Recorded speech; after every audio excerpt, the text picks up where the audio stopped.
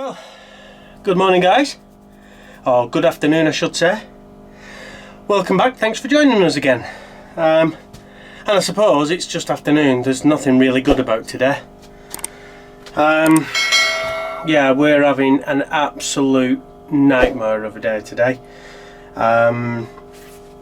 If you follow us on social media, you've probably already got a good idea of what we're going to be covering in this vlog, or part of this vlog. Yeah, so we're in Birmingham and we're due for leaving in the next day or so. And yeah, basically what's happened today is we started the engine this morning to start charging the batteries and to give us some hot water for showers and for washing up the pots. Shortly after starting the engine, the alarms all started, well, an alarm started to scream. Lou shut down the engine, shouted for me. I came in thinking it was the alternator belt again, and it wasn't. It's coming from the oil sensor, which was a bit more of a worry. Now, I know that the oil is fine, so we've been in the engine bay, checked the oil level. The engine, when it's running, sounds as sweet as a nut. My initial thought, my initial non-mechanically minded, you know, I'm no expert on it, but I think it's a faulty oil pressure sender, which, if you cast your minds back, that's what Malcolm had a problem with his engine, and I fixed that for him. But his was blatantly that, because it was leaking oil. Mine isn't. I've checked everything else over and can't find anything else wrong with the engine, so it's either a faulty wiring, a faulty gauge, or a faulty pressure switch. We're not sure, but luckily Rich from by Bike and Boat, whose engine I was helping to fix the other day, is moored now just in front of us, and he had a phone number for a guy that we've been able to get in touch with, and he's going to come out tomorrow afternoon, and he's going to just come and confirm it. He thinks it may be a faulty pressure switch, but it could also be a breather pipe or something like that, but I think my engine has an internal breather, so whether that is what it is and it's going to be a very expensive job, I don't know. But we all seem to think it's nothing major and it should just be a simple fix, but we're going to find that out tomorrow. It just means we can't run our engine in case there is an issue, which means we can't charge our batteries, we can't get hot water. So yeah, it's getting a bit worrying now about how we're actually going to charge the batteries. So we thought, no problem, we'll put the generator on, we'll charge the batteries, everything's fine. It just means we won't have hot water for a shower. If we're that desperate, we'll go to the CRT showers that are in Birmingham, not a problem, everything's a Bobby Dazzler. Until the generator won't start again, and when it does, it runs for a few minutes and then cuts out. We thought we'd solved the problem, and evidently we haven't. So that's left us in a bit of stuck. But although the anxiety levels are increasing and I've now lost most of the day that I should have been in the workshop working, making orders, we have a cunning plan. If I open the door to the engine bay, you might just see in the remnants of what was my generator. And this is a bit of sneaky. It's a Honda generator, but the guys at Honda have been very sneaky about this. Come on, I'll take you through and I'll show you, because if you've got one of these generators and you experience a problem like this, or you want to do a service, you may not know about this little hidden feature.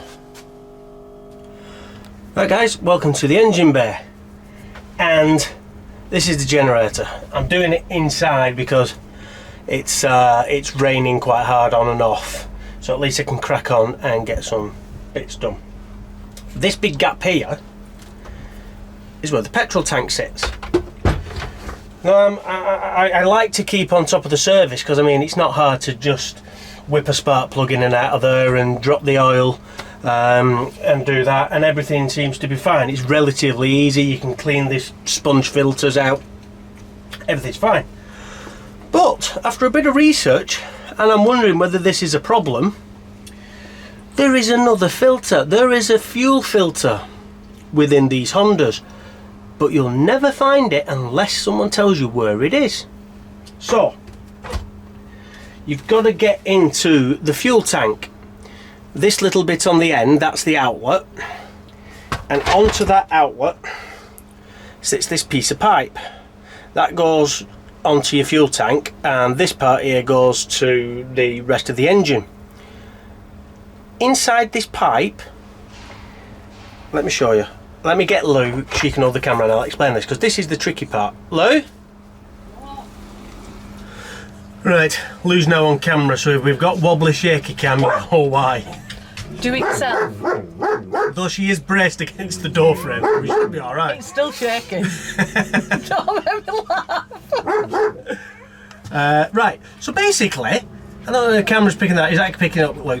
That is an inline fuel filter that is hidden in the fact that that is up inside the fuel tank with the pipe over the top of that. Now if you don't know that that fuel filter is in there, you would never know to check it, and we didn't know. So I've took the, as you can see, I've had to dismantle the whole generator. I've got the fuel tank out, we've took this out. Now this was clogged up a bit, so that's telling me that there's debris in the bottom of the tank. So we've took this out, we've cleaned this out, we've cleaned the pipe out. I've put fuel in the tank, give it a good old swishy round, drained it, done that a few times, and that has brought out tiny bits of sediment, which is all going to go around and start clogging up the carburetors and things like that. So if you've got one of these and it's not running quite smooth and you think it's a bit of a fuel issue, just check the filter. And what I believe people are doing is, to make life easy, is they're doing away with that and then getting another piece of pipe in, putting that pipe on there, putting an external fuel filter on, and then another piece of pipe and wiring it that way. I've got a fuel filter but I don't have any pipe, so I think we'll get some of that and modify that to make life a bit easier in the future. So that's it. We're going to do that. I'm going to take the carburetor off, strip that down, clean all the jets out, blow air through that, clean that. We've got oil and new spark plugs on order. We'll collect them at 3 o'clock this afternoon. And then hopefully we put it all back together, fire it up, she'll run as sweet as a nut, and we can charge our batteries. That's the plan, Lou. Fingers crossed. If it doesn't work, it's had a bloody good service, And I'm going to cry. and it still won't work, and we're going to sit here with no power. I don't think we can hear you over at dogs. And then tomorrow we'll hope that Lewis will come and help sort out our engine woes. It never rains but it pours, does it, guys? Right, I'm going to crack on with this and I'll see you all later. Well, good morning.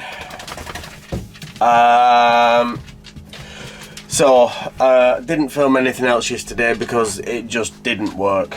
After stripping down the Jenny and doing a full service on it, stripping the carburetor, cleaning all that, new spark plugs, new oil, all that, the generator still didn't work. It ran for 10 minutes and then just cut out. So I'm trying to do some more research online, but everything I see online tells me to do things I've already done. So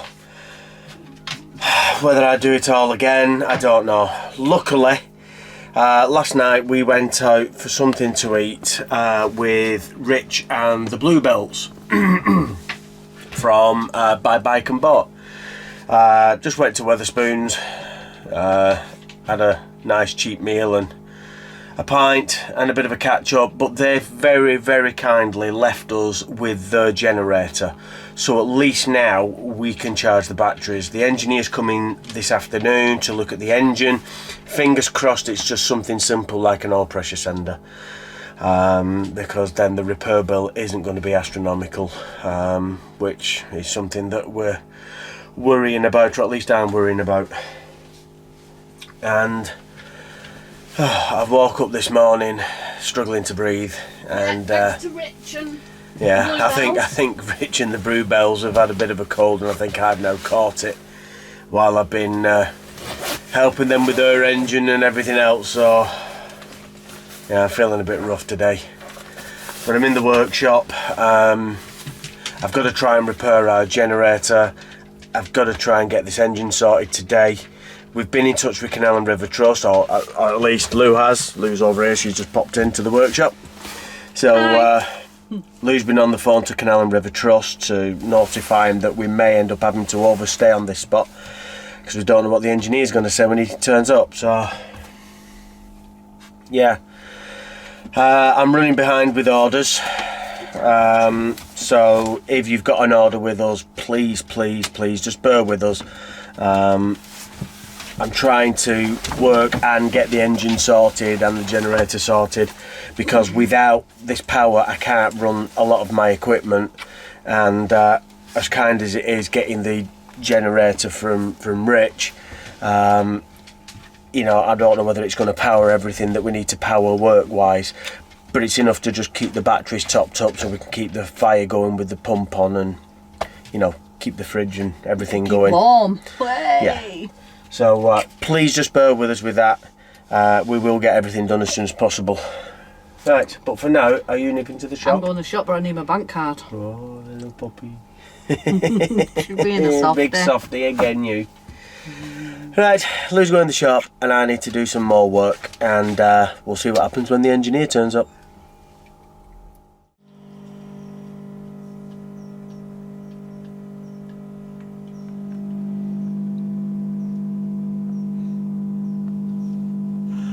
Morning.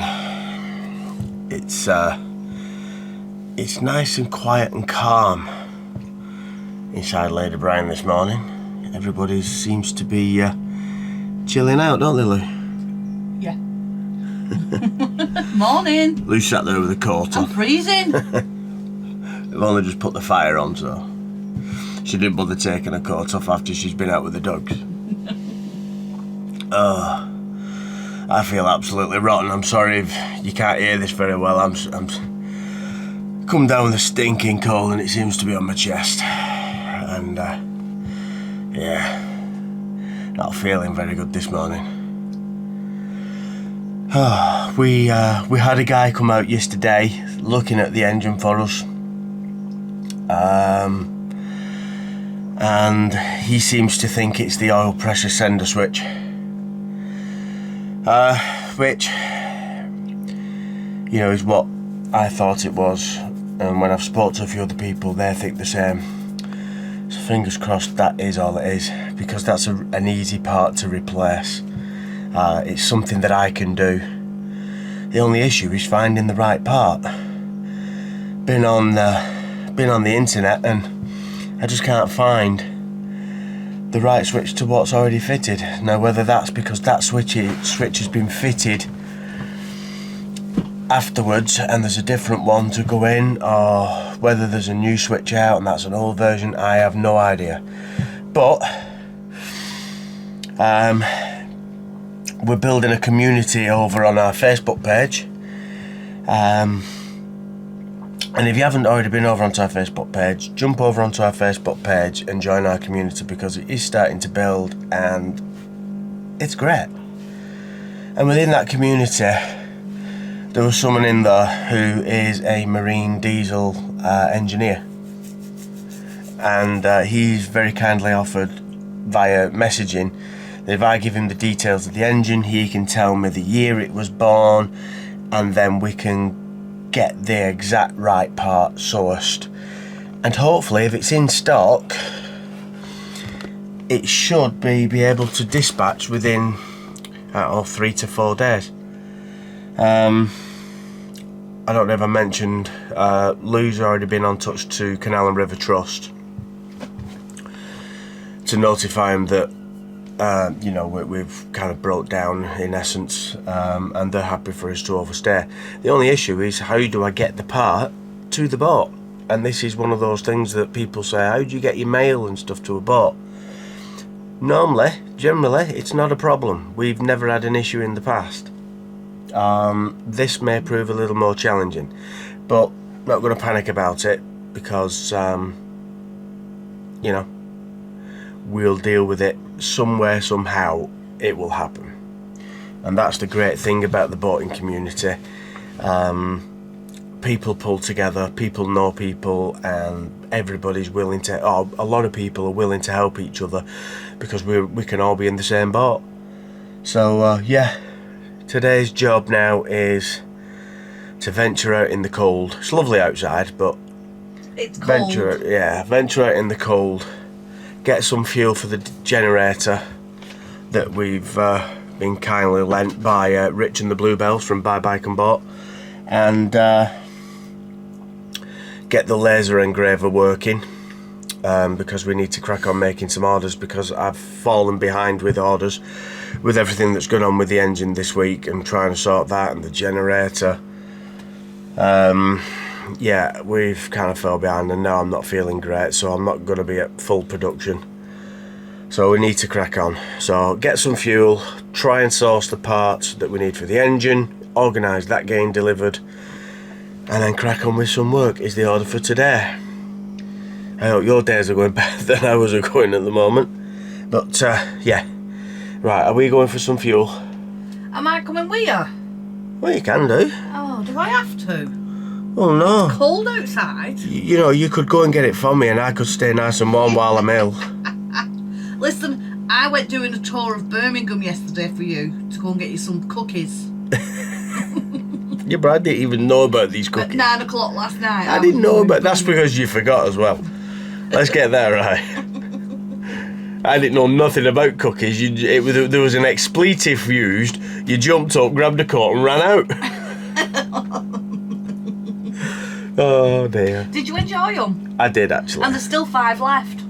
Is there? Yeah, there's still 5 in fridge. Oh, happy days. That might make me feel just a little bit better today. Right, guys. We'll see you all in a bit. Are you saying hello to everybody, River? River. Oh, blimey, Rally. Morning, everybody. Morning. Oh, Don't dear cough me. my way, I don't want your lurgy. Sorry. Oh, yeah. It's Saturday morning. And I'm still not feeling any better, really. So I'm sorry I haven't really been filming much, because I'm just trying to get rid of this cold. Without it. Oh, man flu. It's man flu. It's not cold. It's man flu. And all you guys out there will know that man flu is the worst thing you could ever have. Worst thing. It's worse than anything. But yeah, I've just not filmed because I've not been up to it. So I can't remember when I last filmed, but just a bit of an update on the engine situation, because it's been a couple of days since I filmed anything. We think we know what the part that's gone wrong. We think it's the oil pressure sender. I can't remember whether I've mentioned that. You call me for shaky cam. I know. Well, that's River knocking me arm that you can't see. And we've spoke to a company in the Midlands that are Lister specialists, because we've got a Lister engine. And unfortunately they are on a long weekend this weekend, so there's no one in the office till Monday. So we have to wait till Monday before we can find out when they can get a part and how much a part is. So it's going to be well into next week before we even get a part out to us. And then hopefully that's it, he'll repair it and we're on our way. But yeah, it's causing us a few problems, to be honest, because we needed to be away from here now, and we needed to go and get some supplies. We needed to go and get materials, because we're running low on materials, and obviously now we can't really move. So what can you do? We'll just have to play all that by ear and see what happens on Monday. Right, so welcome back in the workshop. Like I say, I'm not going to do a make along, like show you how I make something, but just give you an update of what I'm doing. But basically I'm making some heavy duty belt windlass holders. These are going to be turned into some key rings, and these are the components that will be turned into our anti-vandal pouches. And you might guess with the colour, everything's blue, and that's because these are all for Canal and River Trust, which, to be fair, hasn't worked the way we kind of wanted it to.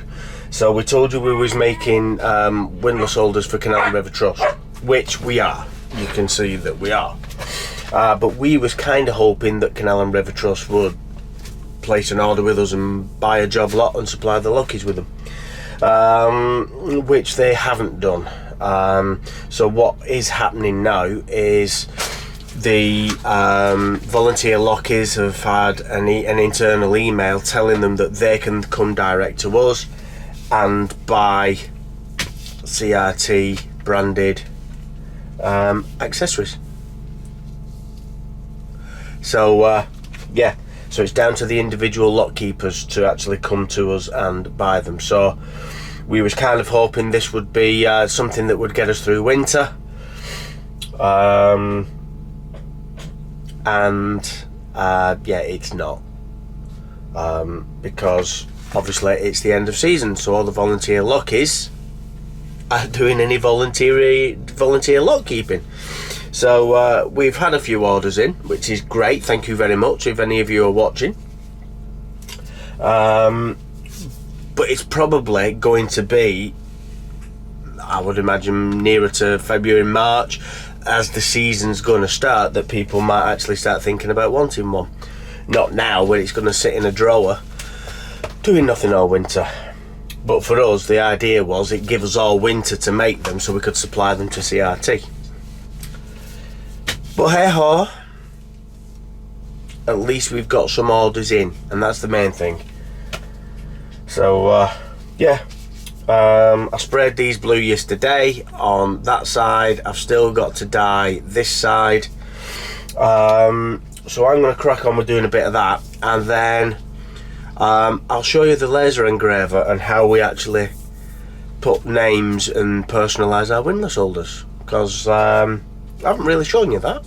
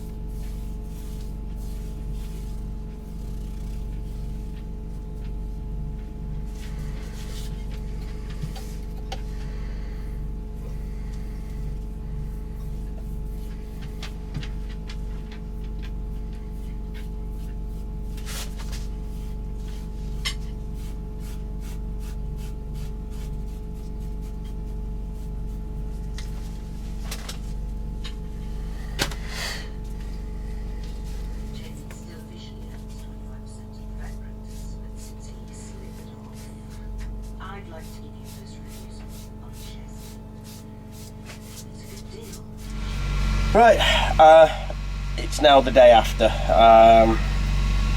Yeah, feeling a lot better today, so hopefully we'll be a bit more productive. We've got our what have we got?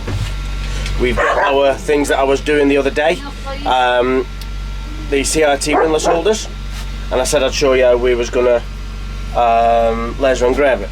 So I've got the program up on the computer, we've got the laser engraver, and this is how we do it. In fact, this is going to be quite hard. I'll see if we can get Louis involved. Hello. I'm busy replying to everybody's comments on YouTube.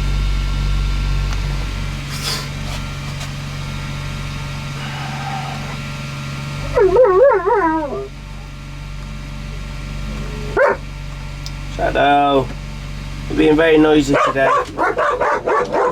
I'll be very noisy today. I'm not. No, you're not. Everybody's walking past today. Very busy today, It is. It was a busy night last night, to be honest. It was a noisy night.